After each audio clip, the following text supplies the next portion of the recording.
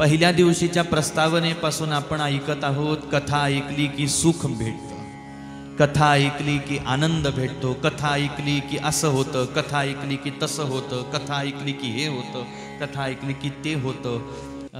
काही वेळेला काही भक्तांनी जर का गोड तक्रार केली देवाकडे किंवा संतांकडे किंवा व्यासपीठाकडे किंवा ग्रंथाकडे, म्हटले महाराज सांगतात तर पुष्कळ हो तुम्ही महाराज लोक, गंमत म्हणून ऐका, फक्त एवढं वाक्य ऐका, बाकीचं गंमत म्हणून ऐकू नका. का हो महाराज, तुम्ही महाराज लोक महात्म्य सांगताना तर पुष्कळ महात्म्य सांगतात, ऐकलं की असं होतं तसं होतं, हे होतं ते होतं.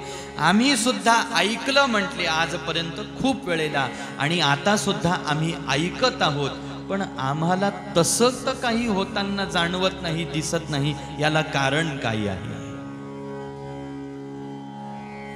चालता चालता एक गोष्ट लक्षात घेतली पाहिजे महाराज आपण. श्रीमद भागवत ग्रंथाचं जे रहस्य आहे,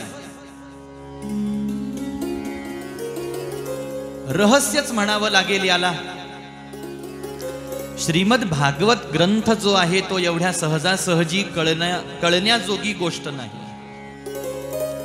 भागवताचंच महात्म्य वर्णन करत असताना असं सांगितलं की या जगातला विद्वानातला विद्वान जरी आला तरी सुद्धा श्रीमद भागवत ग्रंथाला तो समजून घेऊ शकत नाही. अहो समजून घेणं तर दूर महाराज, एखाद्या पुरुषाला श्रीमद भागवतावरती बोलायचं झालं, विद्वानाला बोलायचं झालं तर ही त्याच्यासाठी सगळ्यात मोठी परीक्षा असते. विद्यावतां भागवते परीक्षा असं सांगितलेलं आहे. आणि एखाद्या व्यक्तीला जर का असं लक्षात आलं की आम्ही याही अगोदर भागवत ऐकलं, आताही आम्ही भागवत ऐकत आहोत, पण असं काही आम्हाला अनुभव येत नाही, जी तुम्ही सांगत आहात की शुकदेवजी महाराजांनी भागवत ऐकलं, आनंदाच्या लहरी हृदयातून बाहेर पडायला लागल्या, आनंद प्राप्त व्हायला लागला. वेदव्यासजी महाराज भागवत ऐकून जणू काही समाधी अवस्थेमध्ये निमग्न झाले. बस आम्ही कथा ऐकल्या आजपर्यंत, आताही कथा ऐकत आहोत. त्या कथा त्या पद्धतीनं ऐकतो, म्हणून त्या पद्धतीनं आमचं हृदय सुखावतं. आमचं हृदय पद्धतीनं सुखावतं का आमचं हृदय कथेनं सुखावतं? इतका बारकावा आहे महाराज याच्यामध्ये. आपण बोलणाऱ्याच्या बोलण्याच्या शैलीनं सुखावतो आहोत, त्याच्या बोलण्याच्या पद्धतीनं सुखावतो आहोत. तो जे जे दृष्टांत आपल्याला सांगून पटवतो आहे ते दृष्टांत ऐकून आपल्याला सुख होत आहे का? अलीकडे आता तर असं झालं महाराज, कथा कीर्तनामध्ये नाटक वठवायला लागले. कथा कीर्तनामध्ये आता काय वठवायला लागले? नाटक. म्हणजे त्याला काय म्हटलं जातं हो? झांकी दर्शन करायला लागले. म्हणजे एका बाजूला वक्त्यांनी कथा गोष्ट सांगायची आणि तशी गोष्ट ती झांकीच्या रूपामध्ये प्रस्तुतीकरण इतर कलाकार मंडळी त्याच्या सोबत करत असतात. मुळामध्ये भागवत कथेमध्ये हे सगळं काही करण्याची तीळ मात्रही आवश्यकता नाही. त्याच्यासाठी स्वतंत्र नाटक मंच आहे, नाटक कलाकार आहेत, नाटकाची जागा आहे. आता जुन्या काळामध्ये रामायणाचं चित्रीकरण दाखवलं जायचं, महाभारताचं चित्रीकरण नाटकाच्या रूपाने दाखवलं जायचं. आता अलीकडे असं झालेलं आहे महाराज, कोणताही ग्रंथ, रामायण सांगायला बसा तरी झांकी पाहिजे लोकांना, शिवमहापुराण कथा सांगायला बसा तरी झांकी पाहिजे, भागवत कथा सांगायला बसलं तरी झांकी पाहिजे, अर्थात चित्र पाहिजे, काहीतरी लीला नाटक दाखवलं पाहिजे एका बाजूला आम्हाला. असं झालेलं आहे.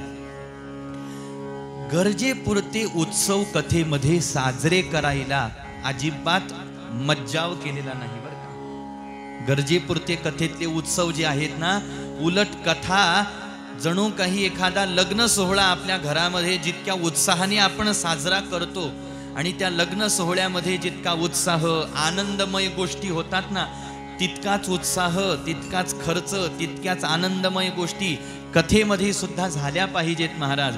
पण उत्सव कसे झाले पाहिजेत? या उत्सवांमध्ये प्रमुख उत्सव महाराज देवाच्या अवताराचे आहेत.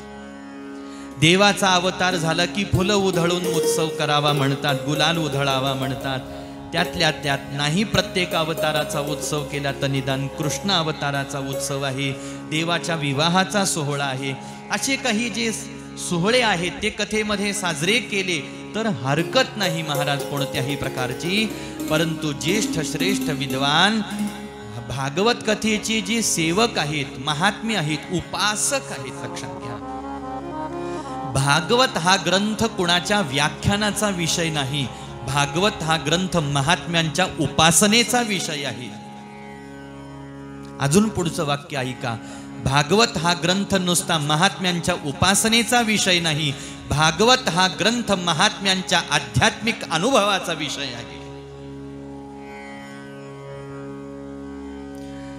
त्यामुळे भागवताच्या कथानकांवरती नाटक वठवणं आणि ते नाटक आपण पाहणं आणि त्याच्यामध्ये रमणं हे तितकंच श्रेयस्कर नाही जितकं भागवताच्या एका एका शब्दांना एकाग्रपूर्वक आपल्या कानांनी ऐकून आपल्या हृदयामध्ये त्याला साठवणं हे जास्त आपल्या कल्याणाचं आहे, आपल्या श्रेयाचं आहे. ही गोष्ट आपल्याला कळाली पाहिजे. मानवी स्वभाव आहे महाराज, मानवी स्वभावाला काहीतरी रंजन पाहिजे. मनाला कुठंतरी गुंतवून ठेवण्यासाठीचे प्रयत्न मानवाकडून चाललेले आहेत आणि त्याच्यासाठीच मानव संसार प्रपंच थाटून बसत असतो. त्याचं मन कुठंतरी लागलं पाहिजे. विवाह का करायचा आहे? एखाद्या व्यक्तीनं विवाह केला नाही, घरदार त्याला बांधलं नाही, त्यांनी एकटा राहिला लागला तर त्याच्या मनाला काही विषयच राहत नाही महाराज. त्याचा परिणाम असा होतो की त्याला वेड्यासारखं होतं महाराज. मी पागल झालो की काय आता असं होतं. कुणाला होतं? जो संसार प्रपंचाच्या खटाटोपामध्ये पडला नाही आणि पूर्ण विवेकी सुद्धा झाला नाही, जो मधला आहे त्याला संसार प्रपंचामध्ये जर तो पडला नाही, त्यानं लिगाडं आपल्या पाठीमागं लावून घेतले नाही तर त्याचं पागल व्हायची वेळ येते. कारण त्याला काही मनाला कुठंतरी गुंतवण्यासाठी काही साधनच नाही, विषयच नाही. माणसांचं तसं नाही. माणसांकडे पहा, माणसांच्या मनाला रंजन करण्यासाठी माणसांनी विषय शोधून ठेवले. लग्न विषय आहे, धर्मपत्नी विषय, पती विषय, लेकरं बाळ विषय, नोकरी कामधंदा उद्योग व्यवसाय व्यापार शेती विषय. घराच्या बाहेर पडलं की कामं असतात, घरात आलं की धर्मपत्नी असते, नाही गोड बोलायला तर निदान किटकिट करायला तर असते. म्हणजे माणसाचा वेळ खर्च होतो. महात्म्यांचं अनुभवी लोकांचं म्हणणं आहे, इथं माणूस विवेकी जर झाला नाही तर त्याला त्याचा वेळ कुठं ना कुठं तरी खर्च करणं आवश्यक असतं. नसता त्याला वेळ व्हायची वेळ येते महाराज. दोन गोष्टी झाल्या पाहिजेत. एक तर माणसाने पूर्ण विवेकी होऊन जावं, म्हणजे माणसाला ह्या प्रापंचिक खटाटोपाची आवश्यकताच राहत नाही. त्याला कोणी असलं काय आणि कोणी नसलं काय हृदयाला फरक पडला नाही. आता माझ्या मनाचं कसं होईल? आता मनाला कुठं गुंतवून ठेवू मी? आता मनाला माझ्या काही रंजन करण्यासाठी मनोरंजनाचा काही विषयच नाही. मग काय करायला पाहिजे? आता मी महात्म्यांकडे पहा. महाराज गोकर्णजी महाराज एक सूत्र उच्चारतात आत्मदेवांसमोर. परवाच्या दिवशीला आपण पाहिलं, नचेंद्रस्य सुखम किंचित न सुखम चक्रवर्तीनः सुखम अस्ति विरक्तस्य मुनेरेकांत जीविनः. कोणत्याही प्रकारचं मनोरंजनाचं साधन नसताना सुद्धा महात्म्यांचा चेहरा पहा, साधकांचा चेहरा पहा, कसा आनंदी टवटवीत प्रसन्न फुललेला आहे. प्रसन्न, त्यांना प्रसन्नात्मा म्हणतात. प्रसन्न चित्त आहे ते, तेजस्वी महात्मा. त्यांना कशाचीच खंत नाही. माझ्याजवळ घरदार नाही याची खंत नाही, मला धर्मपत्नी नाही, मनाचं रंजन करण्यासाठी पती नाही याची खंत नाही, मला लेकरा बाळाचं नाही काय. उलट त्यांना असं वाटतं, बरं झालं माझ्या मागं हे रिकामी लिगाडं व्याप लागला नाही माझ्या पाठीमागं, ते बरं आहे. याला दुसरं कारण असं आहे महाराज की त्यांचं जे मनाचं रंजन आहे ना, ते मनाचं रंजन आपोआप भगवंताच्या नामाने होत असतं. रामायणाच्या संबंधामध्ये महात्म्य वर्णन करत असताना एक फार सुंदर श्लोक गायन केलेला आहे.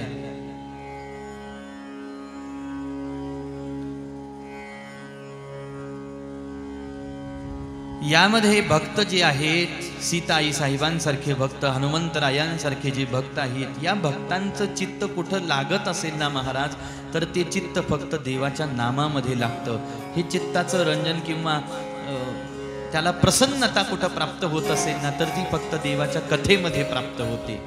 आणि कथेमध्ये कसं रंजन होतं त्यांच्या चित्ताचं, ते रंजन राजसी मनोरंजन नसतं, तामसी मनोरंजन नसतं महाराज. पहा, इथं रंजन, मी सुरुवातीच्या वाक्यामध्ये फक्त रंजन शब्द वापरला, मनोरंजन शब्द वापरला नाही. कारण इथं महात्मे कथेत मनोरंजन साधत नाही, आत्मरंजन साधत. आत्म्याला सुख देण्यासाठी कथा आहे महाराज, मनाला नाही. इथं आत्म्याला परिपूर्ण अवस्थेपर्यंत न्यायचं आहे. आत्म्याला सुख, आत्म्याचं रंजन झालं पाहिजे, एका अर्थाने पाहण्याचा प्रयत्न करत आहोत आपण. ठीक आहे, अधिक विषय न लांबवता थोडक्यामध्ये आपण ऐकू. माणसाला मनोरंजन लागत असतं महाराज, मन कुठंतरी त्याचं रंगलं पाहिजे. आणि मग कथा कीर्तनात कसं रंगेल?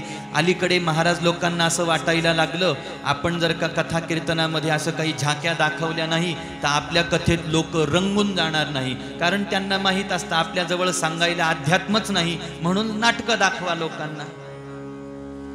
ज्याला विश्वास आहे महाराज कथेवरती, कथेच्या शब्दांवरती, आणि आपण वर्णन करत असलेल्या अध्यात्माच्या ज्ञानावरती, सिद्धांतावरती ज्याला विश्वास आहे, त्याला झाकीची, त्याला चित्राची, त्याला नाटक दाखवण्याची आवश्यकता समाजासमोर पडत नाही. आजपर्यंत हजारो वर्ष झाले हे भागवत कथेचं व्यासपीठ अविरत चाललेलं आहे महाराज. नाटक दाखवण्याची आवश्यकता त्याच वक्त्यांना समाजामध्ये नाही, जे वक्ते अधिकारी संत महापुरुषाचे, गुरु परंपरेचे पाईक आहेत, अनुगृहीत आहेत. सिद्धांतावरती आरूढ होऊन तो वक्ता ज्या वेळेला व्यासपीठावरती बसेल, त्यावेळेला त्याचा सिद्धांत त्याच्या आत्म्याला एवढं रंजन देईल की त्याला नाटकाची आवश्यकता पडणार नाही. आणि त्याच्या मुखातलं वाक्य ऐकून श्रोते सुद्धा विसरून जातील की ह्या 7 दिवसात माणसांनी काही लीलाचित्रच दाखवलं नाही, विसरून जातील महाराज. याला कारण काय? हेच कारण आहे महाराज, लक्षात घ्या. कथेला रंजनाची आवश्यकता नाही. कथेमध्ये कोणत्याही प्रकारचं नाटक वठवण्याची आवश्यकता नाही. पण माणसाचं मन लागत नाही बऱ्याच वेळेला. काही राजसी प्रवृत्तीचे माणसं असतात, काही तामसी प्रवृत्तीचे माणसं असतात, काही सात्विक वृत्तीचे माणसं असतात. म्हणून जसा जसा काळ, आता अलीकडे काळ पुढे चालला, जुने जे महात्मे आहेत त्यांनी बिना वाद्याच्या, बिना संगीताच्या कथा केल्या. एकटे कथेला येऊन बसायचे, तास तास, दिवसभर कथा करायचे महाराज. पेटी नाही, तबला नाही, गायन नाही, काही नाही, बसून राहायचे, नामसंकीर्तन करायचे. अलीकडे थोडंसं आता ही वाद्यांची संगत साथ या ठिकाणावरती घेतली जाते. याला कारण काय आहे?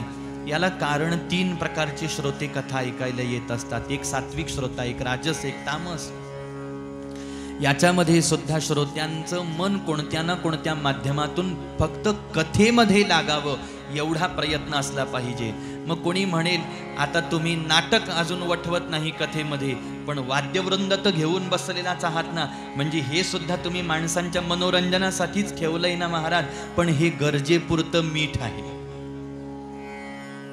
हे काय आहे? लवणेन भोज्यम असं म्हणतात. मिठाशिवाय अन्नाला चव नाही. तसं कथेला याच्यामुळं चव आहे असाही त्याचा अर्थ नाही महाराज. पण काही वेळेला काही भक्तांचं मन भजनात रंगतं. ती मंडळी भजनाच्या आवडीनं येतात. काही मंडळी त्यांच्या मनामध्ये कलेविषयीची आवड असते, आकर्षण असतं. तबला ऐकला की ऐकावं वाटतं, पेटी ऐकली की, गायन ऐकलं की ऐकावं वाटतं. आणि 3 तासाच्या कथेमधून 5 मिनिटाचं भजन ऐकायला ते भक्त 3 तास कथेत बसतात. लक्षात आली गोष्ट तुमच्या?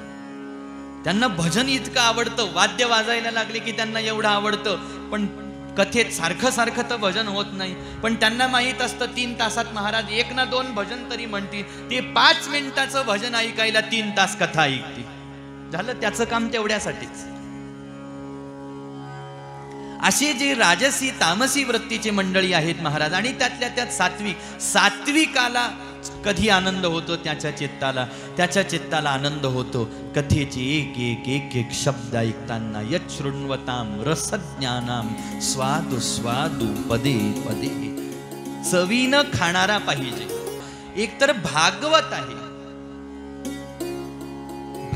महाराज. हे भागवत कसं आहे? मधुर आहे, गोड आहे, रसरशीत आहे. त्याच्या माधुर्यामध्ये कोणत्याही प्रकारची शंका नाही. म्हणजे पदार्थ चांगला आहे. ज्यांनी तो वाढलेला आहे महाराज, असा वाढणारा अत्यंत कुशल आहे.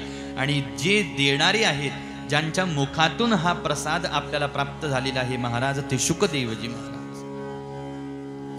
शुकदेवजी महाराजांच्या विलक्षण वाणीतून भागवत प्रवाहित झालेलं आहे ना, म्हणून हे भागवत एवढं आज मधुर लागत आहे तुम्हाला मला.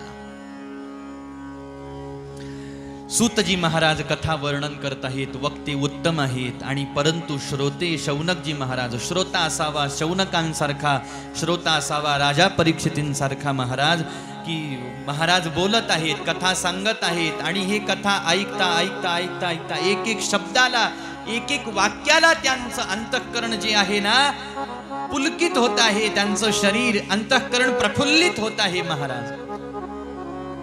हा अनुभव ज्या वेळेला आपल्याला कथा ऐकता ऐकता यायला लागतो ना, समजून जावं की आता आपल्याला कथेची गोडी प्राप्त व्हायला लागलेली आहे. आतापर्यंत नुसतं ऐकत होतो, आता गोडीनं ऐकायला लागलो.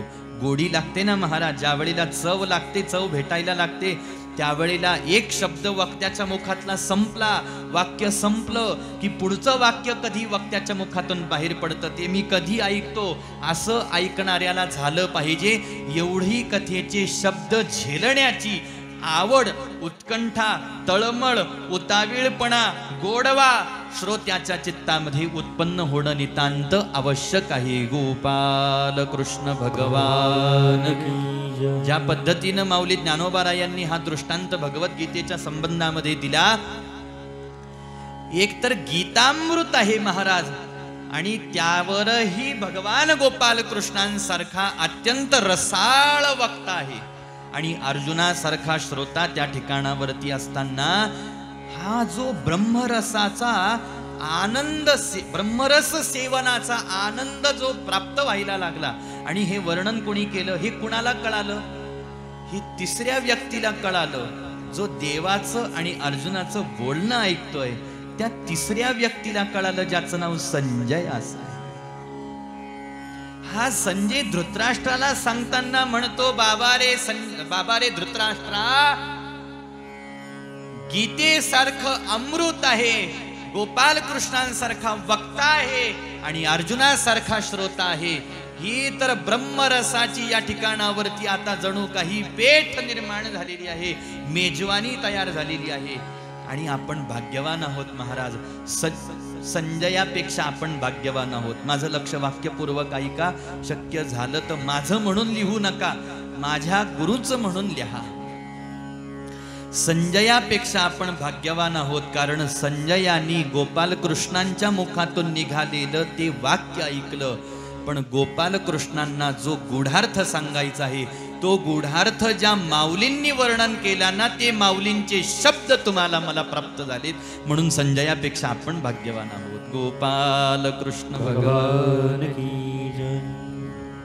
म्हणून हे भागवत आहे महाराज, आधीच रसाळ आहे. त्यात आपण जर का श्रोता रसज्ञ असेल, भागवताचा श्रोता आणि वक्ता रसज्ञ असला, म्हणजे त्याला त्याचं गोडवा असला पाहिजे, घेण्याची तळमळ असली पाहिजे. हे सगळं सांगण्याच्या पाठीमागचं कारण काय, आता ते सांगतो आणि कथा भागाकडे वळतो. प्रश्न होता की आमच्या हृदयाला का ते जाणवत नाही, समाधान आनंद का प्राप्त होत नाही. शुकदेवजी महाराजांनी 2च श्लोक ऐकले. महाराज पहा शुकदेवजी महाराजांची अवस्था काय. याला कारण असंच आहे महाराज. इथं परमहंस, या भागवताला सेवन करणारे कोण आहेत? परमहंस महाराज. याचं रहस्य फक्त परमहंसांना कळू शकतं. तुमच्या माझ्या सारख्यांना हे रहस्य कळू शकत नाही. भागवतामध्ये काय आहे किंवा त्याचा गोडवा काय आहे हे जाणून घ्यायचं असेल आपल्याला तर 2 गोष्टी झाल्या पाहिजे. एक तर आपण परमहंस झालो पाहिजे स्वतः, नाही तर आपण परमहंस महात्म्यांचे कृपापात्र झालो पाहिजे. त्यावेळेला हे भागवत आपल्या पदरामध्ये योग्य रीतीनं पडेल. गोपाल कृष्ण भगवान की जय. परमहंस पाहिजे महाराज. आणि परमहंसांसाठी ही तर मेजवानी आहे म्हणतात. परमहंसांची ही विहारस्थली आहे अशा पद्धतीचा भाव आहे. ठीक आहे, थोडक्यामध्ये फक्त चिंतन एवढंच आहे की शुकदेवजी महाराजांसारखे महात्मे, ज्यांना वेद ज्यांच्या हृदयात आहे, वेदांचं म्हणणं काय ज्यांना माहीत, श्रुतीचं म्हणणं, उपनिषदांचं म्हणणं, शास्त्रांचं म्हणणं, पुराणांचं म्हणणं काय आहे, ज्यांना सगळं सगळं सगळं खाऊन पिऊन बसलेत महाराज. ते सगळ्या पदार्थांची चव त्यांना माहीत आहे. वेदांची चव माहीत, उपनिषदांची चव माहीत, पुराणांची चव त्यांना माहीत आहे, सगळं माहीत. पण अशा परमहंसांना तृप्तीचा ढेकर आला तो फक्त भागवतानीच. आणि याला प्रमाण शुकदेवजी महाराज आहेत. याला प्रमाण शुकदेवजी महाराज आहेत. आणि हे प्रत्यक्ष प्रमाण आहे. प्रत्यक्ष प्रमाणाला अन्य दुसऱ्या कोणत्याही प्रमाणाची आवश्यकता अजिबात नाही. आपल्याला जी गोष्ट डोळ्यांनी प्रत्यक्ष दिसते, स्पष्ट दिसते महाराज, त्याला अन्य कोणत्या गोष्टीनं स्पष्ट करायची, सिद्ध करायची गरजच नाही. शुकदेवजी महाराज प्रत्यक्ष प्रमाण आहेत या गोष्टीचं. 2 श्लोक ऐकून शुकदेवजी महाराजांना एवढा आनंद झाला. आपण किती श्लोक ऐकले भागवतात?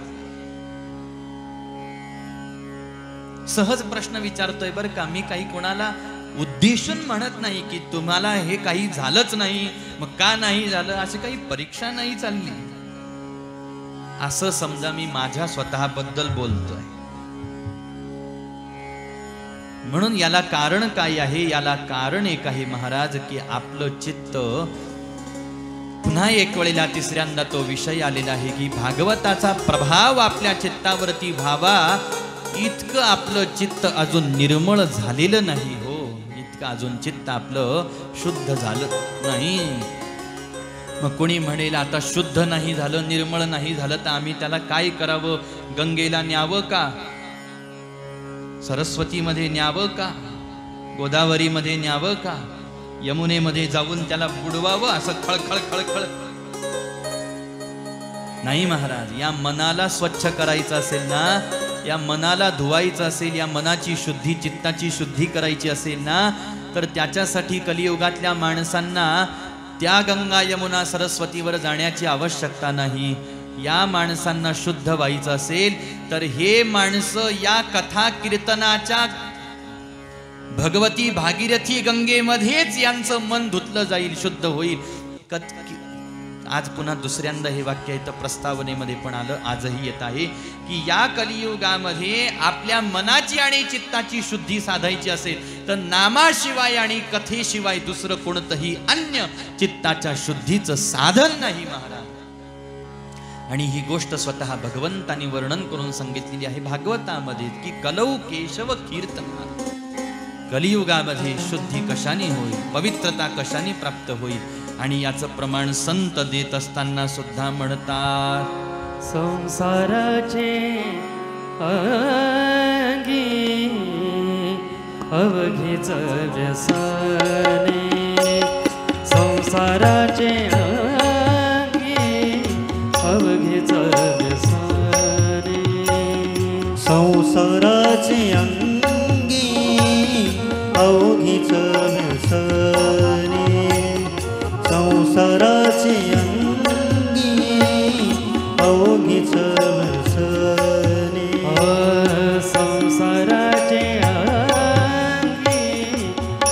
अवघेच व्यसने संसाराचे अंगी अवघेच व्यसने संसाराचे अंगी अवघीच व्यसने संसाराचे अंगी अवघीच व्यसने आम्ही या कीर्तने आम्ही या कीर्तने शुद्ध झालो शुद्ध झालो शुद्ध झालो आता हे सोवळे झाले त्रिभुवन आता हे सोवळे झाले त्रिभुवन आता हे सोवळे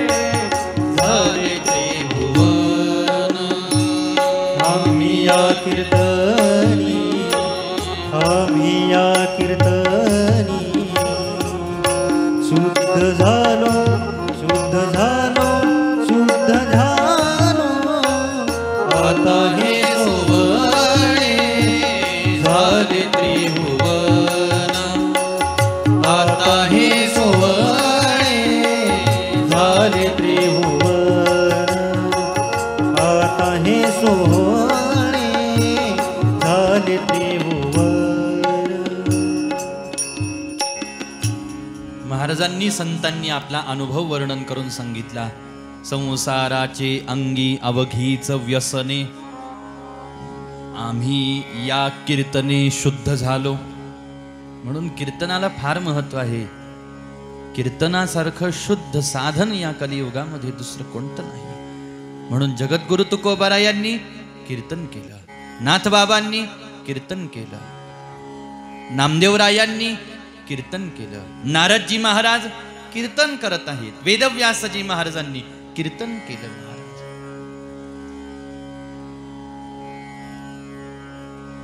या कीर्तनामध्ये कीर्तनाचे नि नटनाचे नाशिले व्यवसाय प्रायश्चित्ताचे नामची नाही पापाचे ऐसे केले. ज्ञानोबाराय ज्ञानेश्वरीमध्ये वर्णन करतात. पहा किती शुद्धता या कीर्तनामुळे प्राप्त होऊ शकते, किती पवित्रता.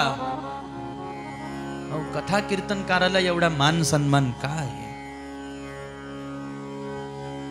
वक्तृत्व कला असेल महाराज, पण कीर्तन ही कला नाही. वक्तृत्व ही कला असेल, पण कथा वर्णन करणं ही कला नाही. जसं तबला वाजवणं कला आहे, पेटी वाजवणं कला आहे, गायन करणं कला आहे. पण हेच गायन जर का सूरदासांनी केलं तर त्याला कला म्हटलं जात नाही, ती सेवा होते. ती नुसती सेवा होत नाही महाराज, ती पूजा होते. देवाच्या भक्तीमध्ये आपण कोणतीही क्रिया करा, ती जर सेवा भावाने केली तर त्याचं जे व्यावहारिक रूप आहे ते संपून जातं आणि आध्यात्मिक रूप तिथं प्रगट होतं. उदाहरण म्हणून पाहायचं झालं तर हे वादक आहेत, हे गायक आहेत, हे वाद्य आहे. गायकांनी आपलं गायन जर का देवाच्या हृदयाला सुख भेटावं या उद्देशाने केलं तर त्याचं गायन कला राहत नाही, सेवा होते. तबला वाजवणाऱ्यांनी, मृदंग वाजवणाऱ्यांनी आपलं वादन कीर्तनामध्ये नामात रंग यावा, नामाचा सुख आपल्याला भेटावं, देवाला आपल्या वादनाचं सुख भेटावं या विचाराने वादन केलं तर ती कला राहत नाही, ती सेवा होते. म्हणून कीर्तनामध्ये टाळकरी सेवक आहे, कीर्तनकार सेवक आहे, विणेकरी सेवक आहे, पखवाज वादक सेवक आहे, गायन करणारे गायक आहे. अलीकडे त्यांना शब्द वापरला जातो, ही सगळी कलाकार मंडळी, ही सगळी कलाकार मंडळी महाराज, गुणीजन मंडळी असा शब्द वापरला जातो. आता लोकव्यवहाराच्या भाषेमध्ये तो शब्द काही चूक नाही, अतिशय बरोबर आहे, अतिशय बरोबर आहे. शेवटी त्यांचा सन्मान आहे महाराज तो. पण संप्रदायाच्या अधिष्ठानाचा जर का विचार केला, आपण वैष्णव परंपरेचा विचार केला, कीर्तन कथा कथा कीर्तनाच्या परंपरेचा जर का विचार केला तर या परंपरेमध्ये कृतीनं सहभागी, प्रत्यक्षात कृतीनं सहभागी होणारे जे आहेत ना, त्यांना कलाकार म्हणू नये, त्यांना साधक म्हणावं, त्यांना सेवक म्हणावं. आणि त्यांनी सुद्धा कथा कीर्तनामध्ये आपली कला प्रदर्शित करण्याचा प्रयत्न करू नये. फक्त पांडुरंग परमात्म्याची सेवा कशी होईल हे करण्याचाच प्रयत्न करावा. जशी सूरदास, जशा मीराबाई गायन करत नव्हत्या, मीराबाई वाजवत नव्हत्या. एक तारी घेऊन मीराबाई सुंदर पद गायन करायच्या. महाराज, किती किती गोड पद आहेत मीराबाईंचे. पद कुणासाठी गायन केले? गिरधर गोपाल भगवंतासाठी हे पद मीराबाईने गायन केले. महाराज, पांडुरंग भगवान गोपाल कृष्ण मीराबाईच्या मुखातून पद ऐकत असताना देवाला आनंद, सूरदासजी महाराजांच्या मुखातून पद ऐकत असताना भगवंताला आनंद. नामदेवराय कीर्तन करायचे त्यावेळेला पांडुरंग परमात्म्याची अवस्था काय व्हायची? त्यावेळेला भगवंत प्रेमाच्या उन्मादामध्ये येऊन नृत्य करायला लागायचे. नामदेव कीर्तन करी पुढे देव नाचे पांडुरंग. आणि इतके बेभान होऊन जायचे महाराज परमात्मा की कीर्तनामध्ये, नामदेवरायांच्या कीर्तनात नाचता नाचता नाचता नाचता देवाचा पितांबर कमरेचा गळून पडला. महाराज निष्ठून पडला. हे कबीरदासजी महाराजांनी पाहिलं. सावध होई देवा, बोले तो कबीर. कबीरदासजी महाराज म्हणतात, हरी हो, तुमच्या प्रेम भांडारी नामदेवरायांच्या कीर्तनामध्ये तुम्ही एवढे प्रेमोन्मादामध्ये आलेला आहात की नाचायला लागला. वीट सोडून दिली, नाचायला लागला. अरे नुसते नाचत नाही तो, एवढे बेभान झाले. नाचता नाचता देवाच्या कमरेचा पितांबर गळून पडला. महाराज, तरी देवाला भान नाही. सगळे भक्त मंडळी रावळामध्ये. शेवटी भक्तांनाच वाटायला लागला, अरे आपल्या देवाला थोडं देहभावावरती आणावं. आणि कबीरदासजी महाराजांनी पांडुरंग परमात्म्याच्या हाताला धरलं आणि सावध केलं, हरी सावध व्हा.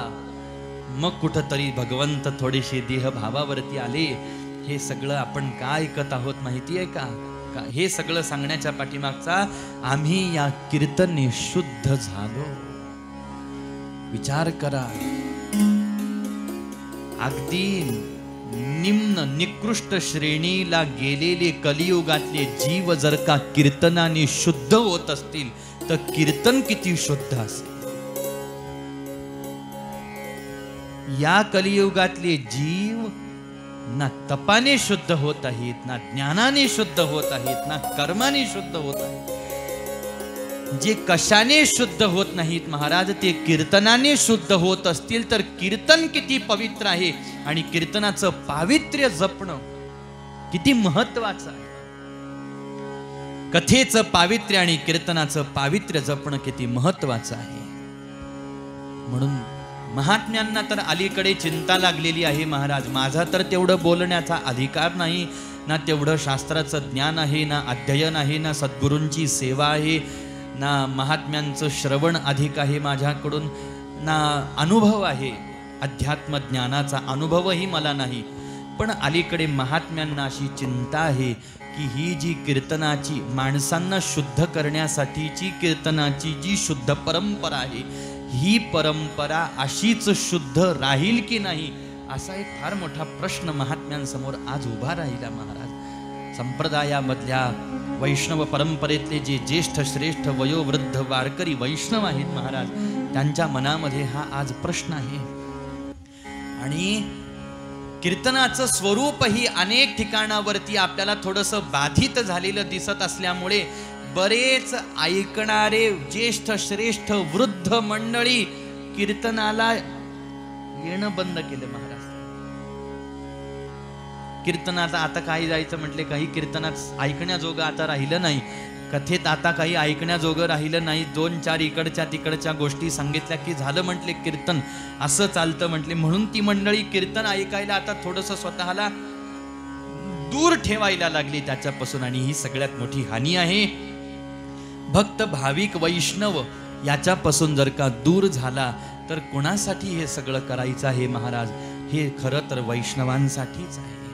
मग जसं वैष्णवांना आवडेल तसंच आपल्याला हे करावं लागणार आहे. ही आपली जिम्मेदारी आहे करणाऱ्याची. म्हणून कीर्तन अत्यंत शुद्ध, सरळ, शुद्ध होण्याचा मार्ग कीर्तन आहे, कथा आहे.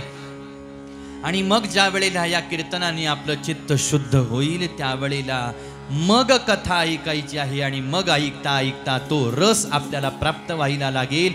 जसा शौनकांना प्राप्त होतो, जसा शुकदेवजी महाराजांना प्राप्त झाला. यच्छृण्वतां रसज्ञानां स्वादु स्वादु पदे पदे. भागवत म्हणतं एका एका शब्दामधून, एका एका अक्षरामधून त्याला ब्रह्मरसाची गोडी प्राप्त व्हायला लागते. आणि ही गोष्ट त्याला कळणार नाही महाराज जो अशुद्ध चित्ताचा आहे, जो रसज्ञ नाही, त्याला ही गोष्ट कळू शकणार नाही. ही गोष्ट कळेल संजयासारख्या व्यक्तीला. माऊली ज्ञानोबारायांनी फार कौतुक केलं महाराज संजयजी महाराजांचं. अर्जुनजी महाराजांचं तर केलंच केलं, पण सगळ्यात जास्त कौतुक संजयजी महाराजांचं केलं. आणि धिक्कार केला महाराज धृतराष्ट्राचा. का धिक्कार केला हो धृतराष्ट्राचा? आपल्याला धृतराष्ट्रासारखं ऐकायचं नाही, आपल्याला संजयासारखं ऐकायचं आहे. हे वाक्य लक्षात ठेवा सगळ्यांनी, मीही लक्षात ठेवेन. आपल्याला धृतराष्ट्रासारखं ऐकायचं नाही, आपल्याला संजयासारखं ऐकायचं आहे. तीच गीता अर्जुनही ऐकत आहे, तीच गीता संजयही ऐकत आहेत, आणि तीच गीता धृतराष्ट्रही ऐकत आहे.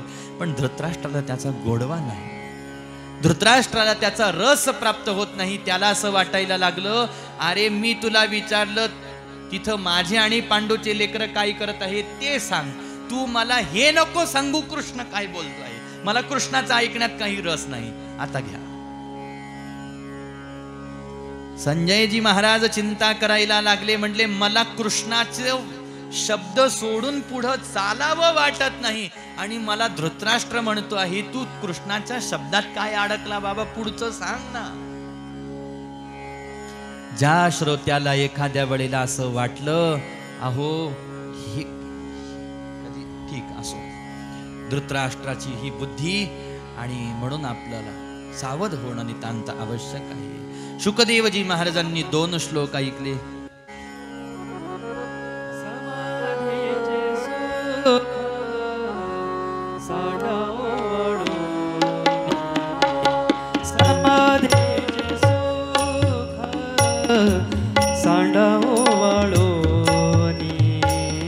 समाधीचे सुख सांडवो वळोनी, समाधीचे सुख सांडवो वळोनी. ऐसा या कीर्तनी, ऐसा या कीर्तनी ब्रह्मरस समाधीचे सुख सांडवो वळोनी, समाधीचे सुख सांडवो वळोनी, समाधीचे सुख सांडवो वळोनी. ऐसा या कीर्तनी, ऐसा या कीर्तनी ब्रह्मरस समाधीचे सुख सांडवो वळोनी, समाधीचे सुख सांडवो वळोनी, समाधीचे सुख सांडवो वळोनी.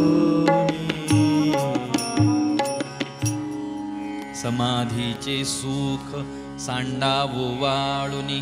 ऐसा या कीर्तनी ब्रह्मरस. ठीक आहे. शुकदेवजी महाराजांना वेदव्यासजी महाराज विद्यार्थ्यांच्या मुखातून 2 श्लोक ऐकले. एवढा आनंद झाला, समाधान झालं महाराज. आपल्याला कथेमधून किती समाधान भेटलं पाहिजे. किती रस आपण कथेतला घेतला पाहिजे.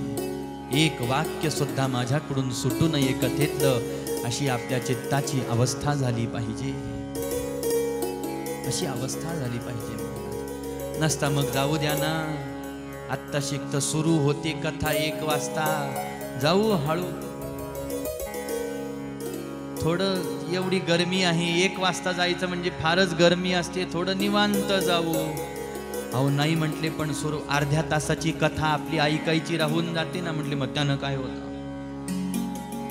अर्ध्या तासाची कथा आपल्याकडून नाही ऐकली गेली तर त्याने काय होणार? एवढं 2 पासून पुढे ऐकू ना. कथा थोडी एवढ्या लवकर संपते, कथा एवढ्या लवकर संपत नाही महाराज. पण आपल्याकडून जर का कथेतलं एखादं वाक्य जर सुटून गेलं ना, तर ते आजन्म आपण वाट पाहिली तरी सुद्धा ते वाक्य पुन्हा ऐकायला भेटेल असं काही कोणी म्हणू शकत नाही. आणि एक गोष्ट लक्षात घ्या, कथेला आपल्याला ब्रह्मपदावरती आरूढ करायला 7 दिवसांची गरज नाही. भागवत ग्रंथाला तुम्हाला मला ब्रह्म साम्राज्याचा अधिपती करायला 18,000 श्लोकांची आवश्यकता भागवताला नाही महाराज. माझं भागवत 4च श्लोकांचा. वेदव्यासजी महाराज म्हणतात, ज्या 4 श्लोकांनी ब्रह्मदेव धन्य झाले महाराज. अहमेवा समेवाग्रे नान्यद्यत् सदसत्परम पश्चादहम यदे तच्च यो वशिष्येत सोऽस्म्यहम. बस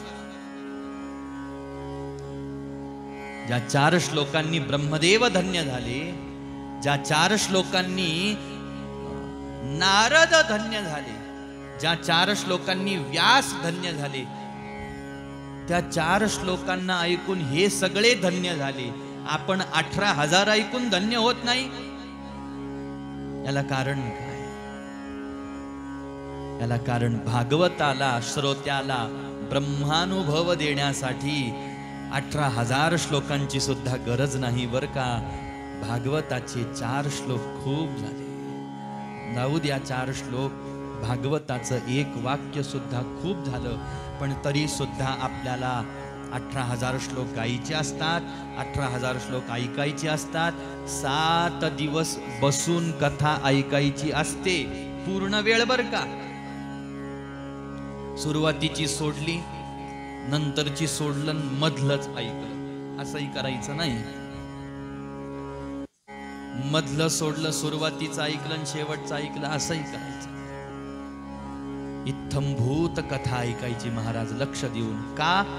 कारण 7 दिवसांमधलं, रोजच्या 3 तासांमधलं कथेतलं कोणतं वाक्य असं येईल जे आपल्या चित्ताला स्पर्श करून जाईल आणि ज्याच्याने आपला आत्मा खडबडून जागा होईल महाराज, ते आपल्याला काही सांगता येत नसतं. शेवटी ते कथेचे वाक्य आहेत. आपल्या प्रत्येकासाठी एक वाक्य इथं तयार करून ठेवलेलं आहे.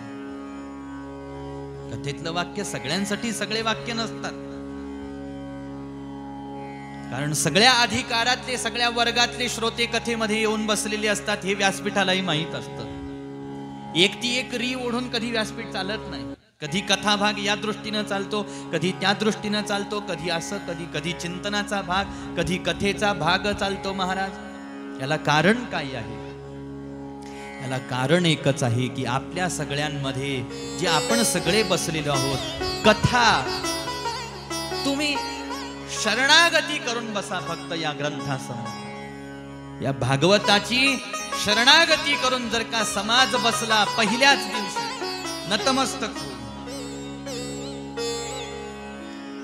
नतमस्तक होऊन भागवताची शरणागती करून जर का समाज बसला, तर भागवत 7 दिवसांमध्ये आपल्यासाठी 1 वाक्य तयार करून ठेवतं महाराज. आणि ते वाक्य जर का गुरु कृपेनं आपल्या हृदयापर्यंत येऊन पोहोचलं ना, बस आपण धन्य झालो, आपण धन्य झालो.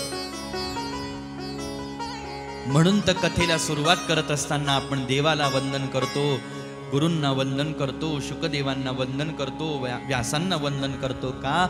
आपल्या सद्गुरूंना नमस्कार करून, आठवून आपण हीच प्रार्थना करायला पाहिजे की हे माझे गुरु महाराज, मी आज कथा ऐकायला बसलेलो आहे बरं का. ही जी भागवत कथा आहे ही फार अनमोल आहे. ह्या कथेचे वाक्य माझ्या हृदयापर्यंत न्या, घेऊन जा आणि त्या वाक्याचा अनुभव मला द्या. नुसतं कथेच्या शब्दापर्यंत मला मर्यादित ठेवू नका. फार खूप गंभीरतम आहे महाराज. हे चिंतन खूप महत्वाचं आहे. गोपाल कृष्ण भगवान की जय.